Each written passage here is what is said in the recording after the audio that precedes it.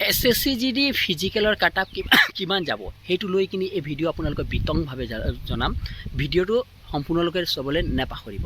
এতিয়া কথাটো হৈ গৈছে যে SSC GD ফিজিকেলৰ কাট আপ কিমান যাব। প্ৰথম কথাটো মই আপোনালোকক কৈ দিওঁ এটা কথা যে এইবাৰ SSC GD মানে যিটো পেপাৰ আছিলে পেপাৰ ইমানেই কঠিন আছিলে যে মই ক'বই নোৱাৰোঁ। মানে আগতকৈ 50%, 70%, 80% বেছি কঠিন আছিলে মোৰ দৃষ্টিকোণৰ পৰা। কিয়নো এবাৰ হিন্দী যিটো হ'ল বা ৰিজনিং যিটো হ'ল বা GK যিটো হ'ল অৱস্থা, অলপ মেথছটো অলপ ইজি গম পাওঁ এইটো কথা। কিন্তু ফিজিকেলত আপোনালোকে গম পায় যে 1:8 কৰি মাতে বা 8জন বা 10জন এটা পোষ্টৰ এগেইনষ্টত 10জন বা 8-10জনৰ ভিতৰত মাতে। এবাৰ 8জন মাতিব।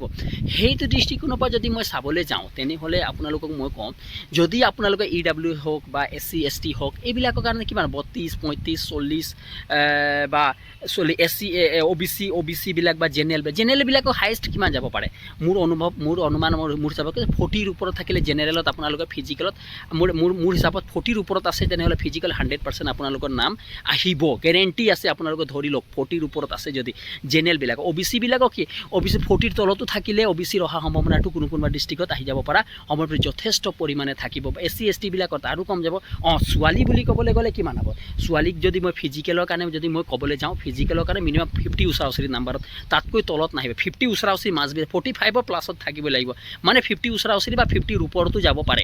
ছোৱালীৰ কাৰণে কৈছোঁ, ল'ৰাৰ কাৰণে নহয়। ল'ৰাবিলাকৰ কাৰণে 30, 35, 32, 40, 45 এনেকুৱাতে খুব হাইষ্ট যাব।